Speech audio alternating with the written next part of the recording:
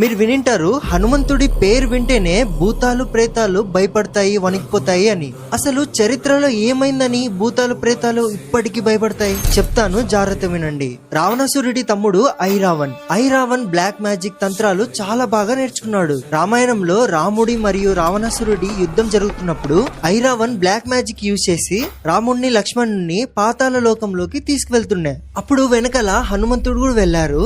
ఐరావణ్ణి హనుమంతుడు ఎంత కొడుతున్నా ఇక్కడ చనిపోతున్నాడు, మళ్ళా అక్కడ బతుకుతున్నాడు. హనుమంతుడికి అర్థమైతుంది ఇదేదో బ్లాక్ మ్యాజిక్ జరుగుతుంది నాతో అని. అప్పుడు తెలుసుకుంటాడు హనుమంతుడు, 5 దిక్కుల్లో ఉన్న దీపాలు ఒకేసారి ఆర్పితే ఐరావణ్ణి చంపచ్చు అని. కానీ 5 దిక్కుల్లో ఉన్న 5 దీపాలు ఒకేసారి ఎలా ఆర్పాలి? అప్పుడే హనుమంతుడు రౌద్ర రూపాన్ని ధరిస్తారు, పంచముఖి హనుమాన్.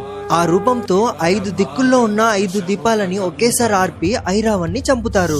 ఆ రూపాన్ని చూసి 3 లోకాలే భయపడిపోతాయి. ఇంకా ప్రేతాలు, దయ్యాలు